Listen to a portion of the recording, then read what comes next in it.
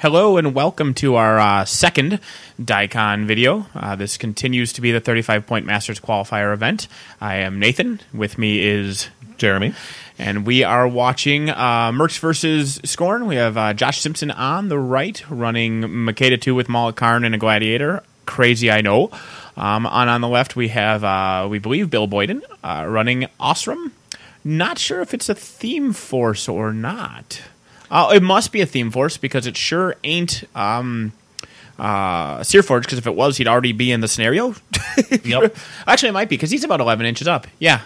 And he's going first, so yeah, it is theme. This is totally... No, it's Searforge. Okay. It's Searforge. Because he's going first, and he's way up the table. Yeah, that must be nice. Pythagoras, I like to do that. Yeah. So I'm hoping you'll be able to bring more insight. Last time it was two factions that neither Nathan or I play, so that was... interesting. Right. Well, he's got a unit of hammer dwarves that are hiding behind that wall, which is very sexy for Osram because his feat does grant Pathfinder, so that'll come in handy. And up there is, I believe that is indeed another unit of hammer dwarves, because that looks like a handle sticking out from behind that first one he moved. Okay. Which kind of makes sense. That means he's just going to keep snipe on the Earthbreaker. He's got nothing better to put it on. Which is never bad. When I played Mercs, I did like sniped high shields, but people tend to hate high shields, which I don't blame them. But sniped, shooting twice with CRA, and then walking away was really good. Yeah. That's their mini feat, right? The shooting twice thing? The shooting twice is their mini feat. They had two different orders. One of them is shield wall, and the other was walk, shoot, and walk, which functionally was another snipe because they could walk forward 4 inches, shoot, and then walk backwards 4 inches. So combining that with actual snipe, it gave them like 18-inch range on their guns, which wasn't too shabby. No. On the other hand, hammer dwarves are also not too shabby. Especially against Scorn. Especially speed 6. Yeah. Pathfinder. Yeah. That Osram feat, pretty good. It is good. So I'm pretty sure the tower has at least moved up since game 1. For those of you tracking TowerCon. Yeah, it's in the same general vicinity, but it seems to be it's thinking about moving forward. It's leaning. It's sneaking. It's sneaking across the table. Thoughts on the Osram list? Good, bad, 35 points. What do you think? Earthbreaker didn't exist before when I played Mercs, so I haven't experienced it. Okay. But just looking at it, I mean, it seems pretty clear cut. You got dwarves on both, hammer dwarves on both sides. You got Hearn and John to put fire for effect onto. Earthbreaker's got snipe and Thor to tune it up. I mean, that's just a whole bunch of solid. Yeah, high armor nonsense too. Look at Osram abusing his abilities. Archidon list cares. He just charged through a jack. Booyah! Because he can. He can charge through jacks? It's friendly faction model. All models? It's not just the normal small and medium base thing? Don't believe so. Well, I think it's all. Well, we can double check. I'll double check. Depending on the angle, he might have just charged through Hearn and John, but... Yeah, either way. I was just curious, because I didn't know that was such a thing. Where are you, Osram? There you are. Small and medium bases. Ignore friendly faction warrior models. Yeah. So he just charged through Hearn and John. It was just a really tight angle from where we're sitting, but whatever. Hearn and John, I do like with Osram. He's got, what is it, Hot Shot? It's fire for effect. Because that's why it's good on them and not on the Earthbreaker, is fire for effect is like Hot Shot, but only on your first attack. And their scatter shot is all technically one attack. Yeah. So they get to abuse the hell out of it. Yep. It's basically the same thing as Carpet Bomb from Durgan. Durgan, right? Yeah, okay. It's the exact same thing. Okay. In fact, I believe they're both called Carpet Bomb. Oh, I could be wrong about that, but I think that is. I do disagree with his decision to assemble Thor with the flame coming out of his flamethrower, but, you know, not everybody's perfect. Yeah, it is a knock. I take the flame out of my... Ravagors, well. Kane's guns, the Pyre Troll's mouth. The Pyre Troll, I can go either way. It's the only one that I'm a little okay with it. Yeah. The other ones, I think, just look ridiculous. Yeah. One thing I will say that I think is very unusual about the Makeda 2 list is there's a unit of Incendiaria in it. And we'll see how that works out for him, but that feels very unusual to me. They're good. I don't disagree with that.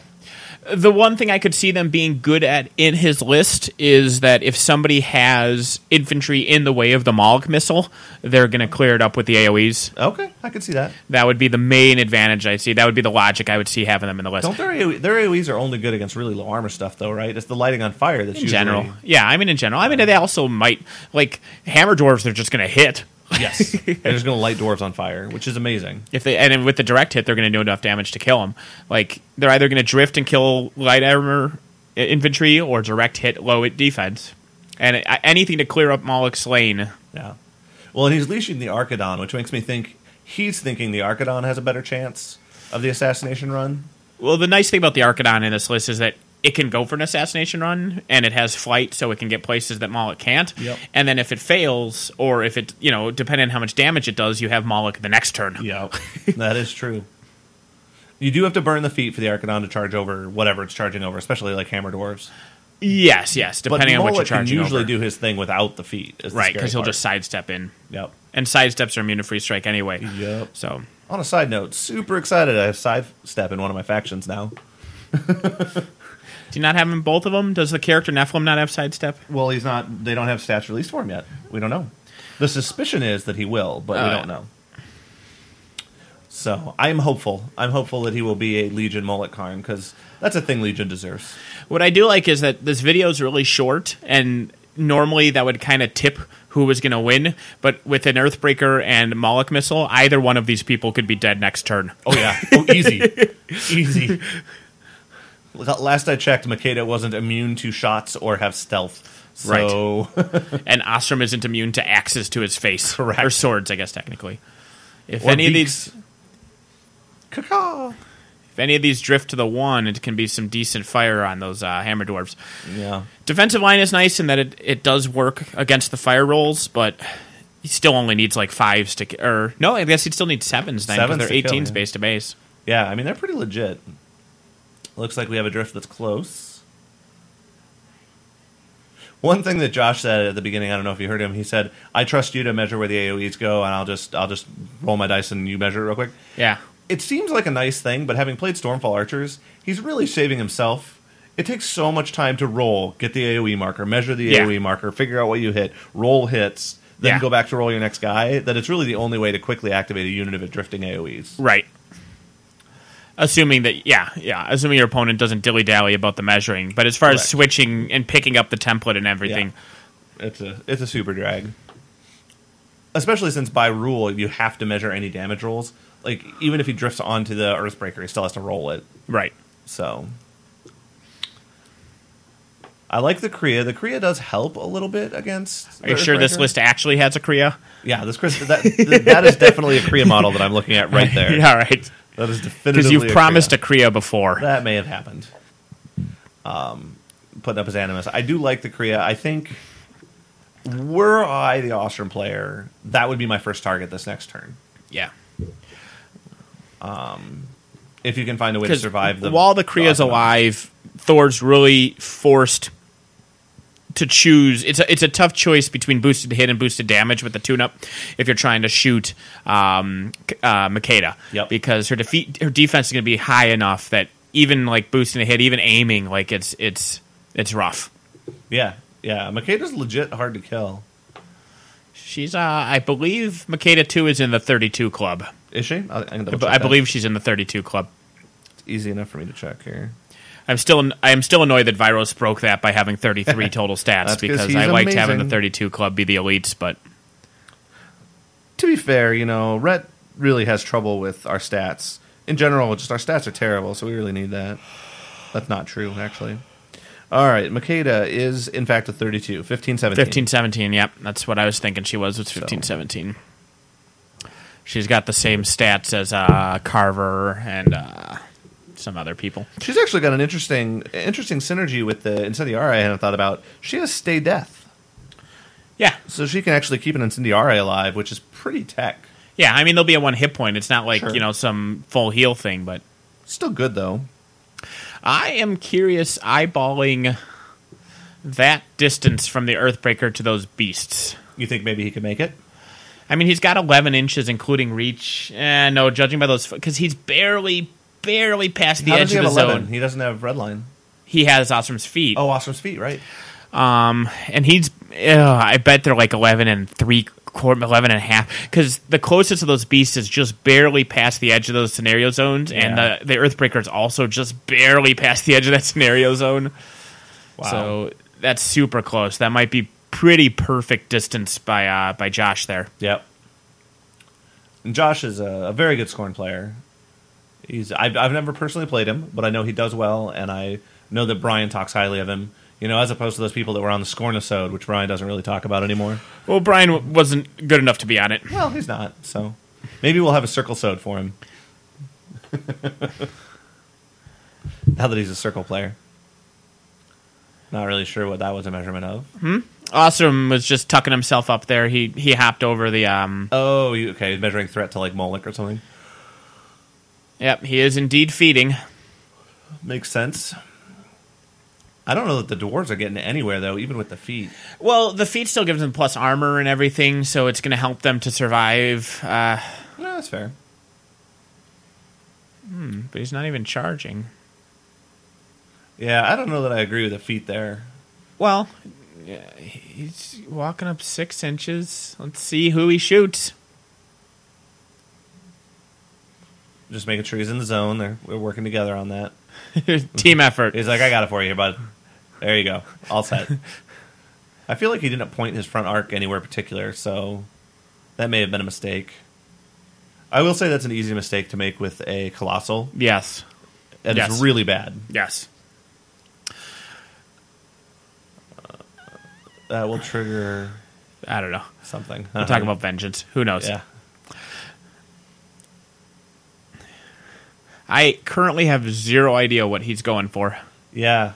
The feet confuses me. Shooting an Incendiari? Oh, he just knocked down like most of the unit of Incendiari, but I don't know why that matters.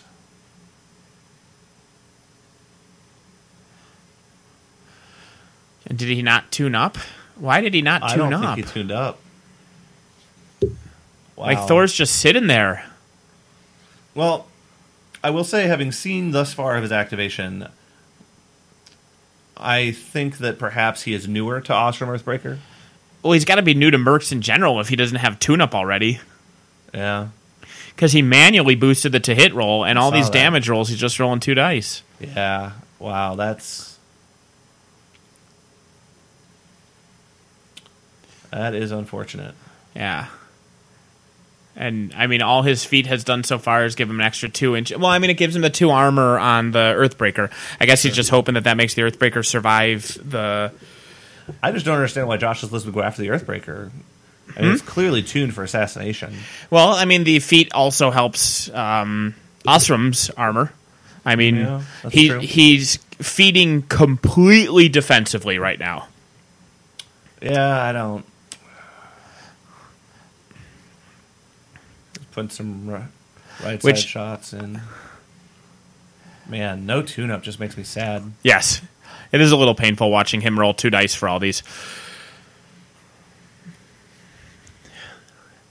But yeah, I feel like he didn't have to... Well, I mean, tune-up obviously would have helped, but if he... Yeah,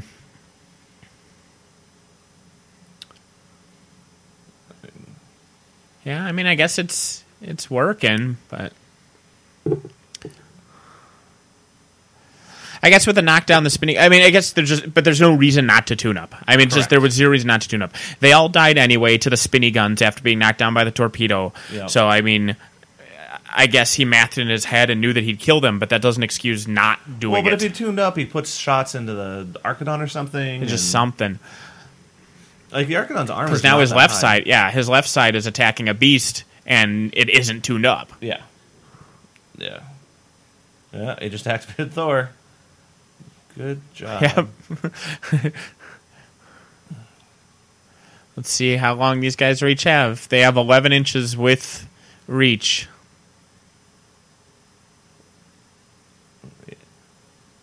That is They're measuring tight. 11. That is really tight. Yep. So one just failed his charge. And even if that one succeeded, it was the closest one anyway. So yeah, it was. So yeah, I definitely disagree with this feat. And I mean, it's a tournament. Things get exciting. I'm pretty sure these guys were in the winners bracket. I did ask them to put winners bracket games as much as possible on this camera. I just feel like if he takes the Alpha Strike, I don't think he loses that much. No. Malakarn can kill half that unit of Hammer Dwarves, or maybe he gets in there and does some massive damage to the Earthbreaker, maybe even kills the Earthbreaker if he gets baller dice and sends the Gladiator, or it sends the because it just has the Malakarn to send in there. Yeah. I feel like you let him take the Alpha, and then you feat and Hammer Dwarves punish whatever came in, and then you tune up the Earthbreaker and do exactly what the Earthbreaker just did anyway, and then you get all this, and he's down a beast or two. Because if you played it back a little bit, like you toe the back of the zone with that Earthbreaker, you still get your shots because of snipe into whatever you want. The only thing that can reach you is Malakarn and an Archidon. If they do kill you, Hammer Dwarves kill them, and then you're fine. Right, because the Hammer Dwarves could have just walked forward or ran whatever, and been about halfway up each of the zone and have 3 or 4 guys in the front and the other 6 or 7 behind. And then if he kills those first half dozen guys, 3 in each zone, then he just loses everything. Yeah. Those Hammer Dwarves just annihilate everything that dared to do that. Yeah, I think a lot of times there's this people feel this need to get the Alpha, or they feel the need to like those dwarves ran up and they blocked him out of the zone hypothetically, but Malakarn's just going to kill a bunch of them with little retaliation, if any. I think he does have. Oh yeah, that's the Archidon. And now another unit of dwarves is running, and he feels defeated. He just made the comment, "A lot of my shit's going to just die this turn." Which it didn't have to, yeah. No, I feel like he put himself in this position unnecessarily. So that's unfortunate. It is nerve-wracking playing against the Makeda Malakarn bullet. I don't disagree with that. You feel like the whole table is his kill zone, but I don't know. But it's not. It's really not. Especially if Ostram's directly behind the Earthbreaker, he can't sidestep all the way around it necessarily, especially if there's just some infantry and screening it. Yeah, you just have to be exactly opposite wherever Malakarn is on the Earthbreaker is what you really need. Although Leash helps a little with that, I guess. Yeah. If he can charge at an angle, but then he needs the clear charge to get to the Earthbreaker first. Yep. But no, I maintain the right thing to do is to sacrifice half of each unit of Hammer Dwarves, and then when he comes in, you feat and kill everything. Or if he doesn't come in, then you feat and kill everything. Yeah, you feat, clear both zones, and be up 3-0. Yep. He just really didn't need to go for this. All right, well, let's see what Josh has to say about it. And he used his extension.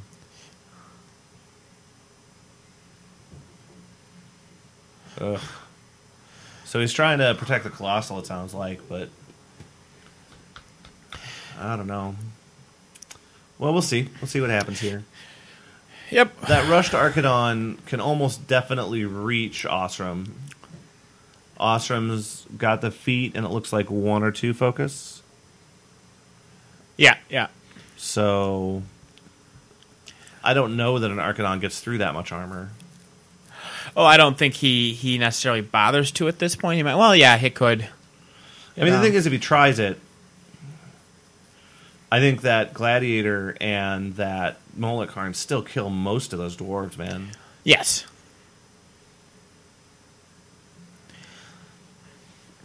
I mean, they don't have... It's not Makeda 3, so it's not like they get infinite attacks. No. But they can get in there, and they can kill some stuff. Yeah. And one thing I've learned about Hammered Weapon Master Infantry is that if they don't have the charge anymore, they're way less scary. Yeah. Still good, but way less scary. Yeah. So we'll just see whether he goes for the assassination or whether he settles for wiping out 2 units of Hammer Dwarves. Looks like he's definitely in the tank. He's thinking about it. Because he's pondering. I'm assuming pondering whether to upkeep leash. Well, his whole turn is right now. He just has to decide if it's assassination or not. Yep. And that's always an interesting conversation you have with yourself during your upkeep phase. Yeah. Well, especially I imagine more so than usual with a Makeda list. Like I intentionally don't play Raven as a Snipe Feet Go list because it's kind of every single turn you have to analyze whether it's assassination time because that's how you're winning. Yeah, I mean Raven is. I think better players. The more often thing that happens is Raven Snipe Feet kill 30 infantry models. Yep. Yeah, I need to get my Alara assembled. There's a list that I heard bandied about a little bit when she first dropped that they actually may have found a way to make her good, which is in a Raven list running Hyperion. Because then the big gun is range 14 and little guns are range 16 and don't need to use Raven's focus. So I don't know. We'll see. All right, so it appears he upkept leash, or has he still not pulled the Fury? I see Fury out there. Did the Kriya... Yeah, he just moved. The Kriya just moved. Oh, the Kriya just activated. Okay. Yeah. So it looks like he did upkeep leash. He's got Gladiators getting... Gladiators tusks him off. That is a cool magnetization.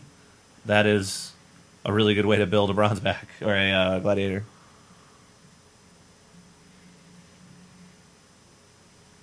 Not sure what he's checking here. He might be pushing.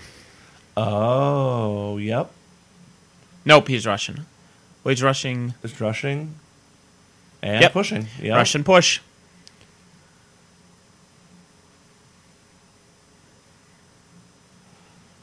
Nah. That was an interesting dice roll. There's a cocked die, and then it fell to a 5, and he said it was showing a 1. That's why I re-roll any cocked die, is because then you don't have to argue what was facing up or anything like that. So he tied the strength check, but he gets it because of the tie. Is that true? Did he tie? He rolled like a 1 and then a 1 and a 3. He just said it was a tie, and then they were discussing it. But I don't know. Just push, tie, push goes to the pusher. I'd have to double check. I thought defender 1 ties, but I could be completely misremembering that at this moment. Uh-huh. We can always look later. You'd think I knew what I was talking about, but I don't. Worst judge ever. I am easily the worst judge ever. Well, I mean, other than Chile, but yeah. The Texans don't count as judges; they're all terrible. That's true. Kind of like they don't count as people. So he's clearly going for the assassination, at least the try with the Archidon based on the push. Well, it's either that or he really wants range to Hernan John. Yeah. And I mean, killing Hernan John's always great and all, but... Oh, wow, yeah. Makeda is all in on this. Well, if he's going for the assassination, she needs to be there because she only is Fury 6. So she needs to be up there, otherwise he can't force. Yeah, no, that's valid. He's going to leash him like around in front of him. Yep. Which is always a good trick. Buys him a little bit of distance. Yeah. I'd say he's definitely got it at this point between... Well, yeah, between Rashid's natural speed and... Yeah. And then he's hopefully going to remember to activate the Beast Handlers. That would be a shame to forget right now. He did feat. Josh must have been in the Iron Gauntlet finals, which I had forgotten, because that is one of the Iron Gauntlet feat tokens. They each got unique metal dice and metal feat tokens. Oh, well, isn't that nice? So he must have been Iron Gauntlet. You would think I'd remember that, but I didn't. He is going to light... Oh, he's going to try to drift just randomly set him on fire. Because why not? It could happen. Which I think he did just go 4 to the 1. No, it went... I saw a 1 that must have been 4. Must have been 1 of the 4. So nothing useful. That would have been hilarious, though. If Ostrom randomly died to fire, it would have been legit. Look like he is activating Beast Handlers. Oh, he has to give him... He doesn't have to give him eyeless. Right, because he has flight. It does look like he's got an Extoller back there, but he doesn't care. He does, but he doesn't need it. No. Another model I missed when writing down the lists. Well, I've come to expect failure from you. To be fair, I was trying not to spoil the games for myself, so I was trying really hard not to watch too much of them. Fair enough. All right, so he remembered to make it enraged. I mean, so far he's doing everything right. It's just a matter of whether it works or not. Yeah. Because if it doesn't work, I think he's going to have an aiming Earthbreaker shoot her a bunch. Well, and, 10 Hammer Dwarfs charge her. and 10 Hammer Dwarfs charge her. Which seems bad for her. Yeah. Yeah, because the Maul of Karn isn't activated yet, but, I mean, that does nothing for the Hammer Dwarves in this closer zone. No. And Makeda can't do anything about him, and everybody else is activated, so... Oh, we get to see Josh's back. So... They're discussing whether he made the charge or not. He made the charge. He measured like the 14 inches or whatever, and I think if I was catching it right, I think his opponent was joking that if he went the whole distance, he was no longer within control and couldn't force. That either was humor that was happening or that was an unrelated game behind us. But I think that's what was happening because he said, nope, you're out of it now. There were a lot of very good humored games at Diecon. I'm not going to say everybody there was amazing and perfect, but there were a lot of good-natured folks there. It was a fun event. And then this model looks kind of like an Angelius, so I assume it has armor pierce. It does not. It would be cool if it did, though. It's not actually a big deal against a small base caster. But. No, not as much. Although I've had that +2 come in handy for me. But if he can crit pitch him directly into Thor... Oh, jeez.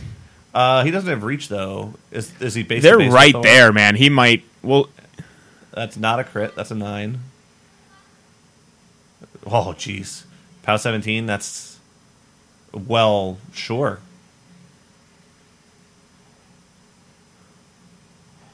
He did not need to roll a location. That was a lot of damage. Yeah, no, the Archidon can get it done. Yeah, and I mean, all the attacks are boosted, so hits off 4. So he did 11 with the first one. That's or does nothing. Does nothing with that one. I don't know why he didn't boost that. Is Ostrom tough? No. And he just critted, I don't believe but he so. didn't choose to crit pitch. On the table. That's 1. Man, he's working for it.